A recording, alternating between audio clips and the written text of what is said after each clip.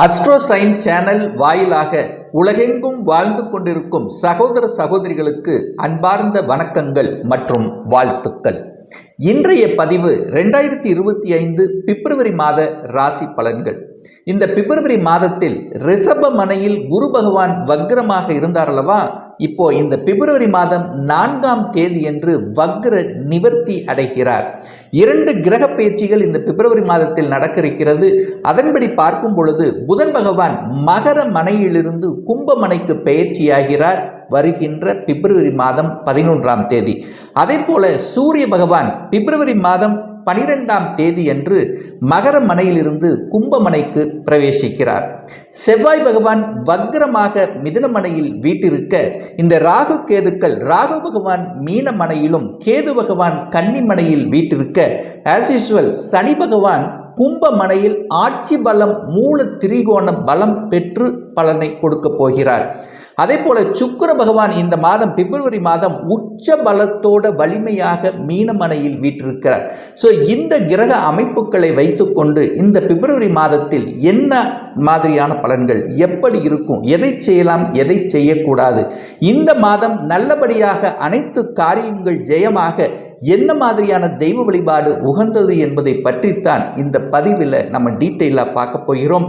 அதற்கு முன்னால் நம்முடைய சேனலை நீங்கள் ஃபர்ஸ்ட் டைம் பார்ப்பவர்கள் என்றால் மறக்காம சப்ஸ்கிரைப் பண்ணிக்கிங்க.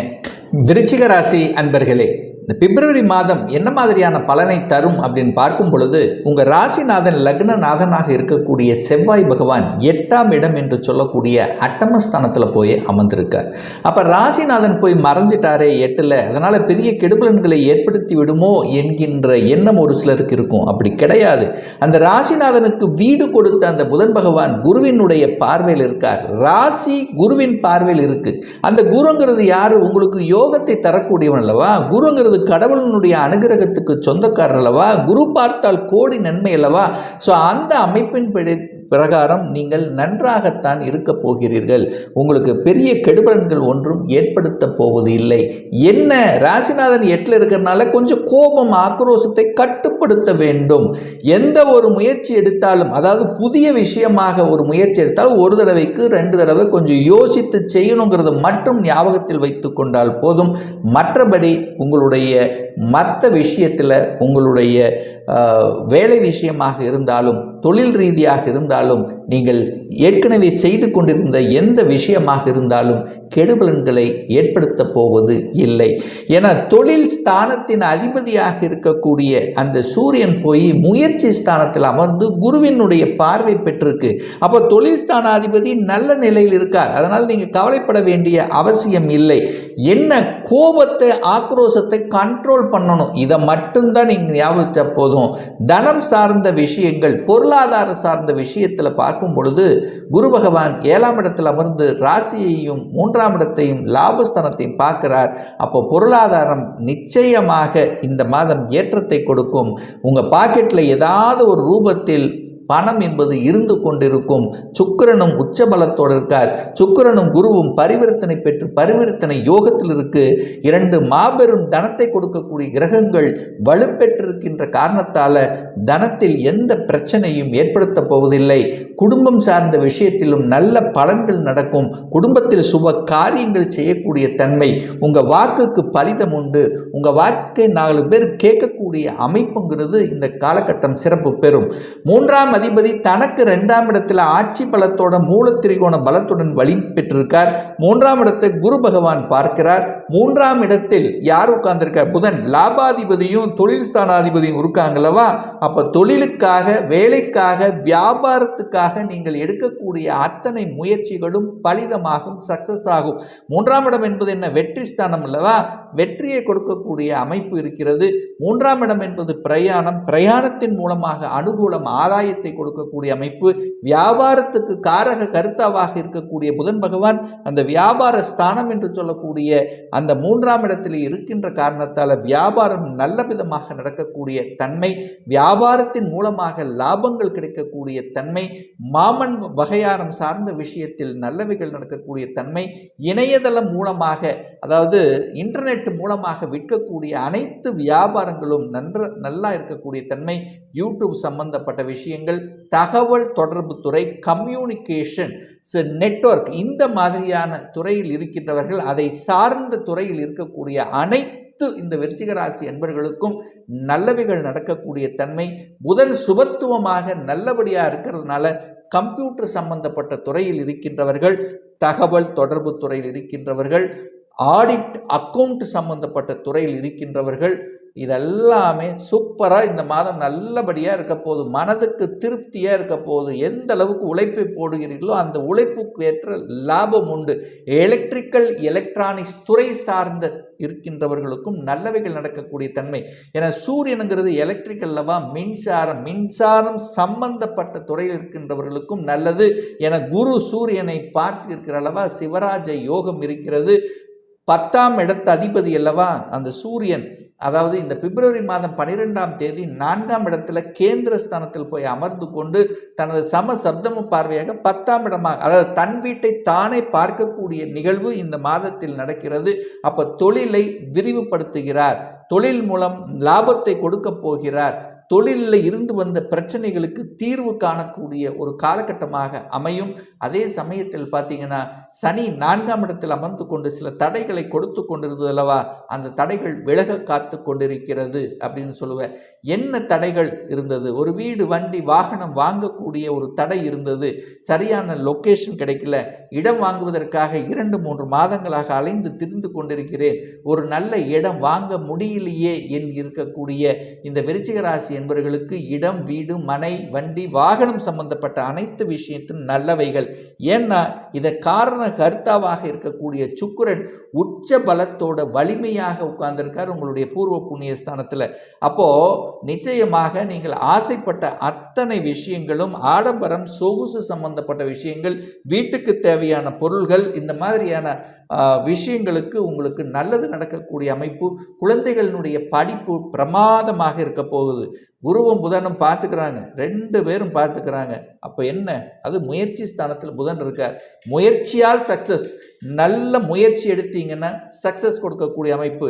இந்த மாணாக்கர்கள் நல்ல மார்க் வாங்கக்கூடிய யோகம் இருக்கிறது. என்ன, அந்த தைரிய வீரியத்துடன் செயல்படுவீங்க. இந்த மார்க் வாங்க போற, இந்த காலேஜுக்கு போக போற, இந்த கோர்ஸ் படிக்க போற, இதில் தான் எனக்கு ஈடுபாடு உண்டு. ஸோ அந்த இதை அந்த டார்கெட்டை ஃபிக்ஸ் பண்ணி உழைக்கக்கூடிய ஒரு அற்புதமான ஒரு காலகட்டம் இந்த பிப்ரவரி மாதம் அப்படின்னு சொல்லுவேன். அப்போ குழந்தைகள் நன்றாக இருக்க போகிறது.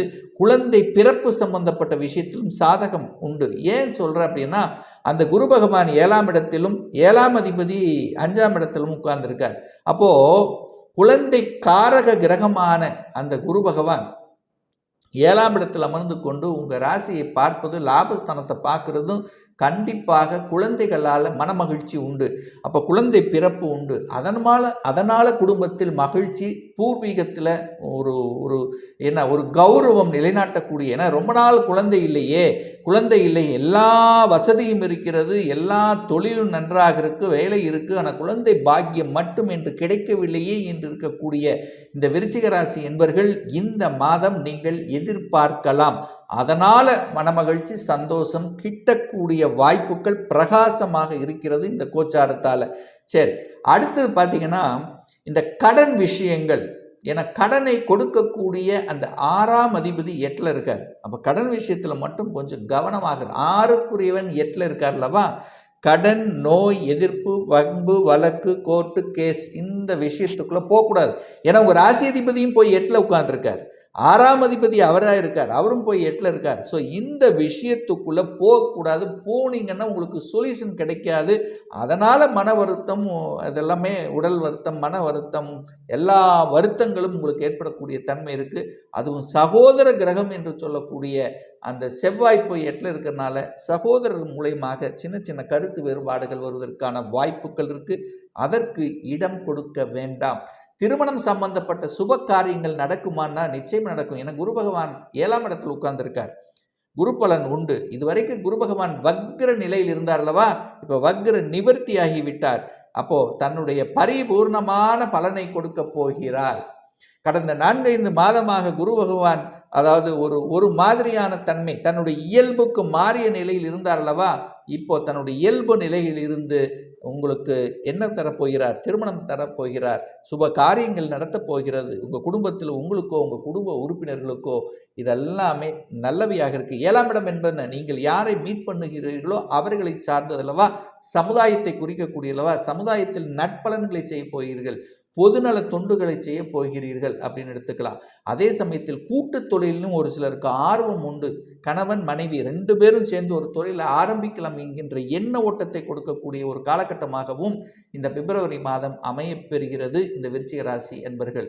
அந்த குரு பகவான் 11ஆம் இடத்தை பார்க்கிறார் அல்லவா. 11ஆம் இடம் என்பது லாபம், மனமகிழ்ச்சி, சந்தோஷம், உல்லாசம், ஆசைப்பட்ட இடத்துக்கு போய் வருவது, செலவு செய்வது, இதெல்லாமே சக்சஸாக நடக்கக்கூடிய தன்மை, கௌரவ பதவிகள் தேடி வரக்கூடிய தன்மை. கேது அங்கு இருக்கார் அல்லவா, நிறைய உள்ளுணர்வு சக்தியை கொடுக்கும். கடவுளுடைய அனுகிரகம் உண்டு. தெய்வ சக்தியால் ஒரு நல்ல அதிசயம் அதாவது என்ன, இதுவரைக்கும் நடக்காத சில விஷயங்கள் நடக்கப் போகிறது. ஏதாவது ஒன்று நடந்து அதன் மூலமாக மனமகிழ்ச்சி, சந்தோஷம் குடும்பத்துக்குள் அமையக்கூடிய சந்தர்ப்பங்களை உருவாக்கும். நல்ல நல்ல சுப செய்திகள் கொடுக்கக்கூடிய ஒரு காலகட்டம் தான் இந்த விருச்சிக ராசி அன்பர்களுக்கு சொல்லலாம். அதே போல ஒரு நல்ல தெய்வ வழிபாடு இந்த மாதம்னா, உங்கள் ராசிநாதன் போய் 8ல் மறைஞ்சு வக்ரமாக இருக்கிறதுனால ராசிநாதனை ஆக்டிவேட் பண்ணணும் அப்படின்னா செவ்வாய்க்கிழமை என்று முருகப்பெருமானை போய் தரிசித்து வந்தீர்கள் என்றால் அந்த மாதம் முழுவதும், அந்த வாரம் முழுவதும் உங்கள் மனசு, எண்ணம், செயல், சிந்தனைகள் சிறப்பாக நல்லபடியாக இருக்குங்கிறதுல எந்தவித மாற்று கருத்தும் கிடையாது. இப்போ நான் சொன்னது கோச்சார ரீதியான இந்த பிப்ரவரி மாதத்துக்குரிய ஒரு பொதுவான பலன்கள். இந்த ராசி நட்சத்திரத்தில் பார்த்தீங்கன்னா பல கோடிக்கணக்கான பேர் இருப்பீங்க. எல்லாருக்கும் ஒரே பலன் நிச்சயமாக இல்லை. ஏன்னா ஒவ்வொருத்தரும் டிஃப்ரெண்ட், ஒவ்வொருத்தருடைய ஜாதக அமைப்புகளும் வேறுபடும் என்பதையும் ஞாபகத்தில் வைத்துக் கொள்ளுங்கள். இந்த கோச்சார பலன் 20 to 50% பலன் உங்களுக்கு நடக்கும். தசாபுத்தி பலன் 80% நடக்கும். அப்போ இந்த கோச்சார பலனை கண்டினியூஸாக ஒரு 3 மாதத்துக்கு பாருங்க. சரியாக பொருந்தி வரவில்லை என்றால் தசா புத்தி பார்த்தீங்கன்னா 6, 8, 12ஓட கனெக்டிவிட்டி இருக்கும். அல்லது தசாநாதனோட பாவ கிரகங்கள் என்று சொல்லக்கூடிய சனி, ராகு, செவ்வாய், இந்த ஒட்டுமொத்த கிரகங்களினுடைய தாக்குதல் இருக்குங்கிறதையும் புரிந்து கொள்ள வேண்டும். ஒரு துல்லிய பலன் வேணும் அப்படின்னா உங்கள் ஜாதகத்தில் கிரகங்கள் எப்படி இருக்குது, என்ன ஆதிபத்தியம் பெற்றிருக்கு, எத்தனை டிகிரியில் இருக்கார், இப்போ தசா புத்தி அந்தரம் சூட்சமம் என்ன நடக்கிறது என்பதை பொறுத்து நீங்கள் கேட்கக்கூடிய எந்த கேள்வியாக இருந்தாலும் இந்த 2025 சொந்த தொழில் செய்வதற்கான விதி கொடுப்பினை நம்மளுடைய ஜாதகத்தில் இருக்கா? அப்படி இருக்கக்கூடிய பட்சத்தில் எப்போ நம்ம சொந்த தொழில் செய்யலாம்? திருமணம் நடக்க மாட்டேங்குது, எப்போ தான் நமக்கு திருமணம் நடக்கும்? எப்போ நமக்கு குழந்தை பாக்கியம் கிடைக்கும்? எப்போ எனக்கு இடமாற்றம், ப்ரமோஷன் கிடைக்கும்? இது போன்ற கேள்விகளுக்கு துல்லிய பலனை நம்மால் கூற முடியும். ஒரு பர்சனல் கன்சல்டேஷன் எடுத்துக்கணும், ஒரு சுயஜாதகம் பார்க்கணும் என்று விருப்பமுடைய அன்பர்கள் டிஸ்பிளே தெரியக்கூடிய நம்பருக்கு வாட்ஸ்அப் மூலியமாகவோ ஃபோன் கால் மூலியமாகவோ தொடர்பு கொண்டு அப்பாயின்மெண்ட் பெற்றுக்கொண்டு கன்சல்டேஷன் எடுத்துக்கலாம். நிச்சயமாக இந்த பதிவு ஏதாவது ஒரு ரூபத்தில் உங்களுக்கு யூஸ்ஃபுல்லாக இருக்குங்கிறதுல எந்தவித மாற்று கருத்தும் கிடையாது. நம்ம சேனலை நீங்கள் ஃபர்ஸ்ட் டைம் பார்ப்பவர்கள் என்றால் மறக்காமல் சப்ஸ்கிரைப் பண்ணிக்கங்க. பக்கத்தில் இருக்கக்கூடிய பெல் பட்டன் மற்றும் ஆல் நோட்டிஃபிகேஷனை கிளிக் பண்ணும்போது நான் போடக்கூடிய அடுத்தடுத்த பதிவுகள் உங்களுடைய நோட்டிஃபிகேஷனில் வந்து சேரும். இந்த ராசி நட்சத்திர நேயர்கள் அனைவரும் வாழ்க வளர்க வளம் பெறுக என்று எனது வாழ்த்தினை தெரிவித்துக் கொண்டு விடைபெறுகிறேன். நன்றி, வணக்கம், வாழ்த்துக்கள்.